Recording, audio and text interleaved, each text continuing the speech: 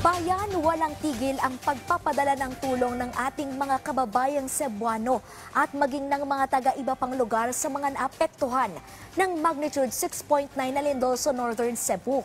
Samantala, nakatakda namang magbukas ng tent city ang bayan ng San Remigio dahil sa pangamba sa aftershocks.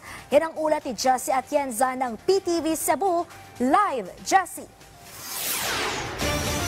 Yes, Clay, live ako ngayon dito sa bayan ng San Remigio na isa sa mga lugar na lubhang tinamaan itong malakas na lindol noong Martes ng gabi. Kaya lang naman sana na magbiyahe papunta dito coming from Metro Cebu within 3 hours. Pero yung news team natin kanina ay inaabot ng mahigit 8 oras dahil sa matinding traffic. Bunsod niyan ng pagdagsa ng maraming kababayan natin mula Metro Cebu at maging sa mga karating na lugar na nagtulong-tulong para lang makapagpadala ng relief goods sa ating mga apektadong kababayan dito sa Northern Cebu. Walang bumibitaw sa mga motorista kahit na inabot na ng ilang oras sa kahabaan ng National Highway. Lahat ng mga sasakyan ay may dalang relief goods. Kahit ang kabilang lane na pabalik na sa Metro Cebu, mahaba din ang pila ng mga sasakyan. May ilang nagpaabot ng pasasalamat sa mga tumulong. Libre. Ano, libre? Oo. Wow. Ang iba, idinaan sa libreng merienda ang pasasalamat. Ma'am, bakit po kayo namimigay ng saging? Kasi masyadong matraffic dito, baka nagugutom na kayo. So that's why nagluto kami para panglibre sa mga dumaan. Ma'am, kailan pa po ba nagsimula na ganito yung traffic dito? Ngayon lang. Ano yung araw lang? Kasi may fake news na nagla-landslide daw doon sa sugod. Sa kabila. Kaya dito na dumadagsa yung mga sasakyan. Mahirap magdaan doon. Kaya nga, nilihis nila ang daanan. So dito na sila dumaan. Sa pagpunta sa destinasyon, tuloy-tuloy ang pagsasaayos ng mga kalsada na nagkaroon ng mga sira. Bandang alas 11 ng tanghali, umabot na sa mataas na bahagi ng pantalan ang tubig dagat sa Hagnaya Port. Ito'y matapos bahagyang bumaba ang istruktura ng pantalan dahilan ng pag-angat ng tubig dala ng high tide.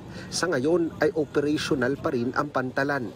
Sa Barangay Manyo ng bayan ng San Remigio, isang malaking sinkhole ang ikinababahala ng mga residente. Ayon kay Andres na nakatira malapit sa sinkhole, malakas na pagsabog ang kanyang narinig na sumunod matapos ang malakas na lindol noong Martes ng gabi. Nakita ko daw ng tubig na tumalsik, na parang lakas talaga. Parang may sumabog? Maraming bisis. Agad nagsilika sa mga residenteng nakatira malapit sa sinkhole. Ayon sa LGU ng San Remigio, nasa mahigit 30 sinkholes ang nadiskubre sa buong bayan matapos ang lindol. Sa likod ng sports complex ay nakapwesto ang iba't ibang ahensya ng pamahalaan upang tumugon sa pangangailangan ng mga residente. May mga pagkain at may inom na tubig na nakahanda at maging mga family food packs mula sa DSWD. May mga gamot at vitamins din para sa lahat. Ayon sa alkalde, isang tent city rin ang nakatakda nilang buksan para sa mga residente. Dito, naghimo ng tent city na nagisugdan so by the national government, DPWH together with Red Cross. Right now, it's being worked at.